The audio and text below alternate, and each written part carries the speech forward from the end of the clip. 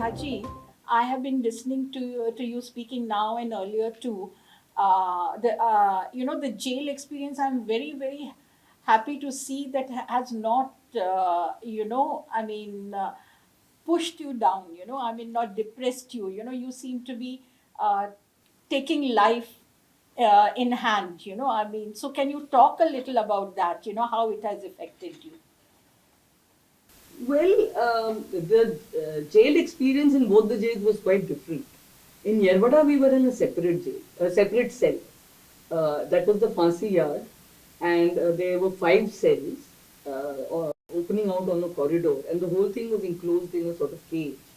And Professor Shoma Sen was next to me, and then there was me, and then there were 2 sisters who had been in jail for 25 years. So you can imagine they had to fight for every little thing. So they had become very frustrated and very anxious, very tense, and so and we were supposed not to communicate with anybody else.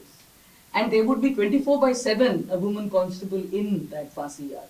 So that was a very isolating experience. I mean, the walk you would have would be, my cell was about 10 steps one way and maybe 3 steps one way. So, you just sort of paced up and down. We were let into the corridor for maybe 7 hours out of the 24 hours, and just half an hour in the sun outside our cage. And that when the others would go in. So that was isolating, sometimes, yes, depressing.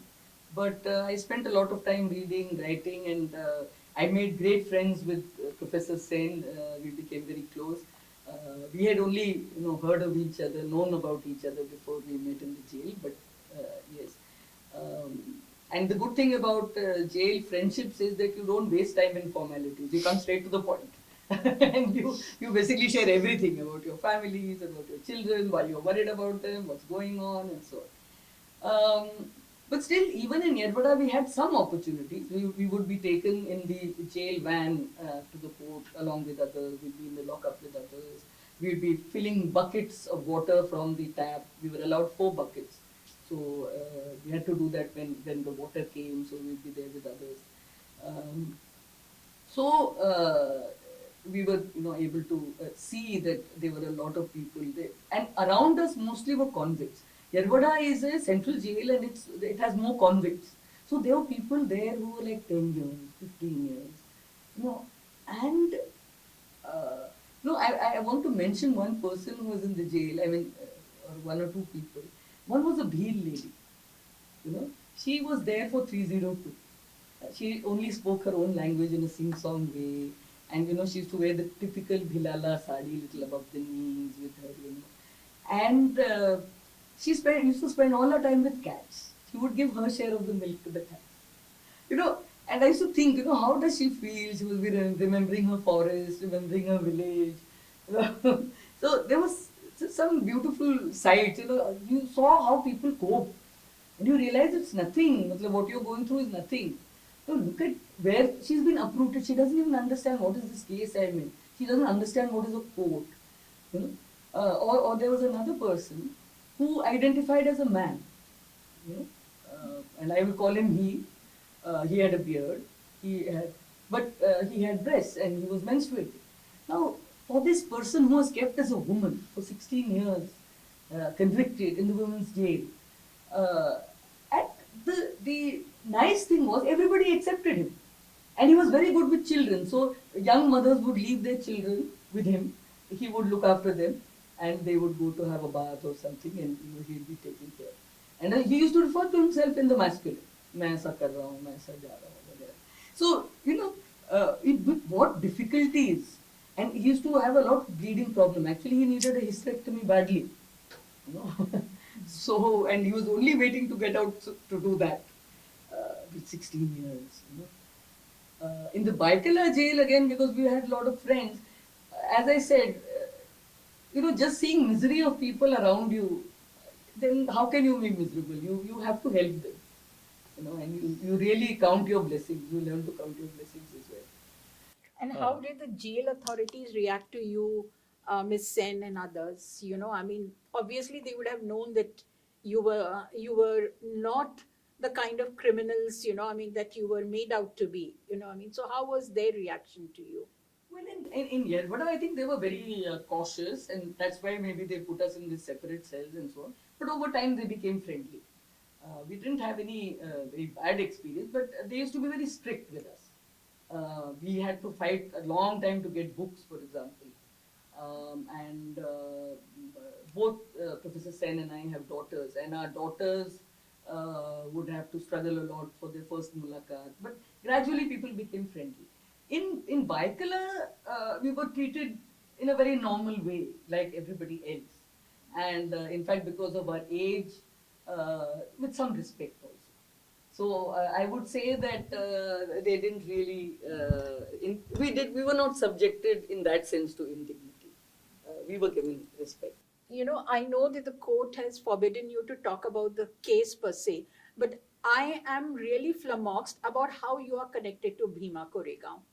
You know, I'm sorry, I you can't answer you that. can't talk about it because this flummoxes everybody. Okay, I know that you can't talk about it, but you know, Just one question about what we were talking about just now. You spoke about the plight of the inmates in both the prisons you were in.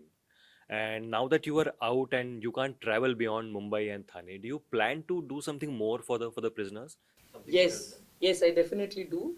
I have asked my colleagues to. I've already got my lawyer identity card renewed. I have ordered a black coat, so I have all plans. I've come out with a lot of copious notes about people who don't seem to have a lawyer or whose case has been pending for 6 years or 5 years or whatever, and I'd like to do whatever I can to help them.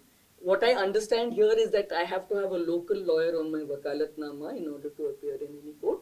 And I have made some young friends here who are willing to do that. So I do hope to be able to put on my coat and help a few people get out. I'd be very happy if I can do that. Sudhaji, one question. You just spoke about, how how you interacted with the jail inmates as well as with the officials. But after you have come out of jail, what is the reaction of the people to you? Well, in fact, the day I was being released, because when I was in jail, I was I was like any normal inmate. And that is one thing, whether Professor Sen or I, we never threw our weight around as, any VIP or anything like that. So I think the day I was being released, there were a lot of media.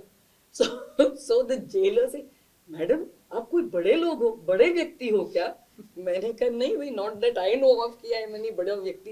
ये बहुत भीड़ आई है madam. And then he said, आपको पीछे के gate से निकाल दें? I said, no, भैया सामने के गेट से आई हूँ, सामने के गेट से ही जाऊंगी मैं. So, yeah, I am actually overwhelmed at the love and support and solidarity I've had. I've had some friends. I mean, I've not lived in this city. I've had some friends, but so many people came forward to be a surety for me. I'm touched. It's after all a risk. A very grievous charge has been placed upon me, but friends have come forward to give me shelter. Friends have come forward to give me surety. So I must say, I mean, yeah, at least people have welcomed me very much. I have no complaint on that account. And many journalists have been very kind with me. So I must say that I have been very pleasantly surprised by it.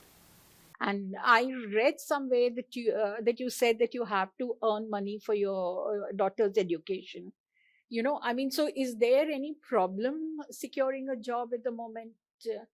It's not going to be very easy because, you see, when I was arrested, I was a visiting professor in the National Law University. I don't expect anybody in a formal institution today to give me a job. When you have charges like this against you, there's a certain stigma attached to it. But I do think I have applied to a few research organizations, and I think people are interested in issues of labor, issues of prisons, issues of tribal rights, and I'm confident that I'll be able to get something or the other to earn my living and to be able to support my daughter. Yes. We wish you the best, Sudha.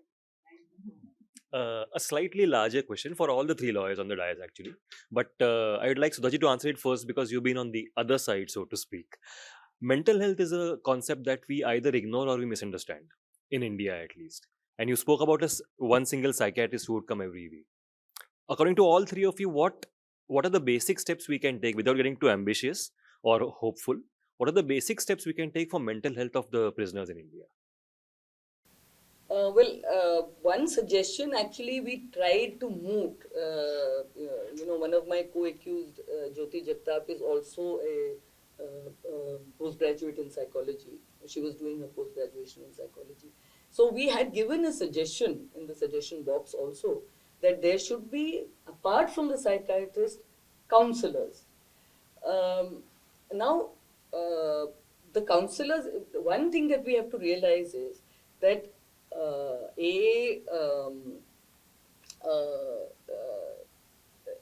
prisoner has a lot of problem in sharing their difficulties frankly, also because of the crime. You see, one thing which I saw which was disturbing, that the jail officials often have very informal relations with the police. Like for example, in some cases we find the IOs coming and finding out मुलाकात के लिए कौन आता है इनके लिए, या इनको चिट्ठियां कौन लिखता है. No, that is actually something which it is not the business of the jail to inform the IO or the police. If they need to get that information, they need to get it from the court.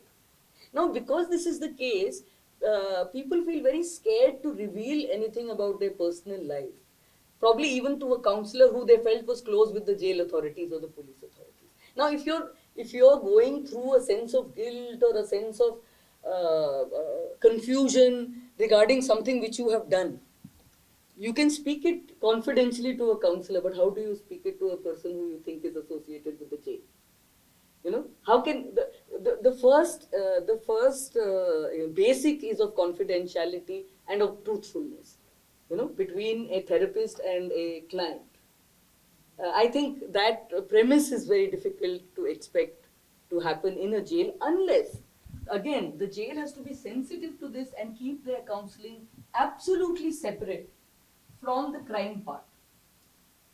How the counselor's notes will be maintained, what of that they will share with the jail or they will not share with the jail.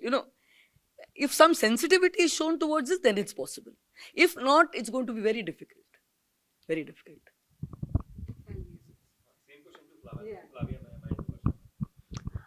I think if you attach yourself to a university or to a college which has a course in psychology, for instance, and there are very trained teachers, supervisors over there, then how some places you have legal aid organized through a law school, and a law professor in a way takes batches of students under their guidance to write bail applications. I don't know whether it's here, but in Bangalore they were trying to attempt in the National Law University in Bangalore at the time when I was there.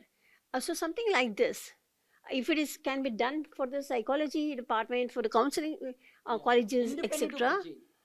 Independent of the jail, and then get the permission that somebody will visit on a regular basis. The problem here is of consistency. Like, it's not one visit and one talk with a person and you've done the counseling. You cannot have that kind of situation. You have to have a certain commitment. You have to have long-term sessions with the same counselor over a period of time, find out what's going wrong, etc. And if that will is there, then I think, and you can take permission from the High Court, saying, putting this before the court, saying this is the necessity, this is the need of that, and give us permission, not through jail authorities or state authorities, get it directly from the court, and monitor it periodically every 6 months, how it's going, etc. It is possible. But I don't know who will come forward and take the first step to initiate this. If it is done, I think it will be really wonderful and it will help a lot. Because as a rule, everybody over there will be depressed. I mean, there have been things like even people have committed suicide within the jails. The most horrible story that I have heard, and one journalist alerted me, that there was this woman who was pregnant and nobody was aware that she's pregnant. and she delivered a child in the toilet. And of course, the child died and all. It was really tragic situation. And that journalist asked me that, can you do an investigative story on this? Can you like visit, find out how it is? So you can imagine the level of depression of this woman. Her pregnancy remained undetected despite everything that goes on. So it is very, very important. Women may be pregnant, they might have gone through an abortion or stillbirth, the children may be outside, some children inside, some children outside, various things. And most important, they're neglected by their own families. Either it's a marital family or their natal family. And they feel alone, that even the bail amount, nobody is ready to pay. So now these are the areas of depression that women go through. And this needs to be addressed so that this kind of situations are averted and can be easily averted, according to me, if there is a proper link between counselors or psychologists and the prison cells through permission from the court. I don't know any such experimental program has gone on, but it definitely is possible to do this. Now, what Lavia ji has said is in response to what Sudha ji said earlier. Why is that pregnancy test mandatory? It is precisely for this, because these cases do happen, and there's another aspect to look at it. Sometimes the protector lands up to be the predator, whether she was abused in jail. Yeah. So that was the inquiry, possibly what the journalist, one of the things they were keen on finding out.